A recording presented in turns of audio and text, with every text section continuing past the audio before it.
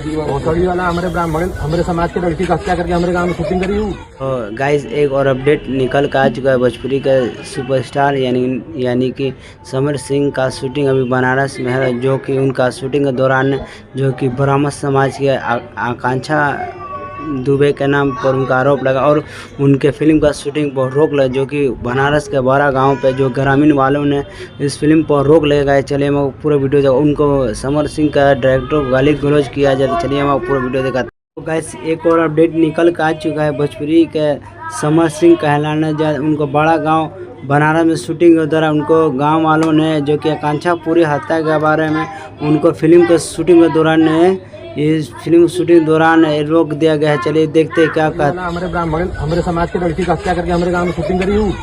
तो guys actor आकांक्षा दुबे के समर्थन में ब्राह्मण समाज के जो कि समर सिंह के द्वारा जो कि बड़ा गांव बनारस में शूटिंग के दौरान उनको रोक दिया और बोले ग्रामीण वालों डायरेक्टर भी को गाली गलौज किया। और ये वीडियो तेजी से देखिए गाइस, यहाँ पर ब्राह्मण समाज के जो कि इनसे कहा यहाँ से शूटिंग नहीं होगा, तुम यहाँ से जाओ। और वीडियो तेजी से समझा रहे थे कि जो कि ब्राह्मण समाज का आदमी और उनके शूटिंग के दौरान उनको भेज दिया गया, यहाँ पर भी शूटिंग नहीं होगा। और ये वीडियो भी देखिए, यहाँ पर लाखों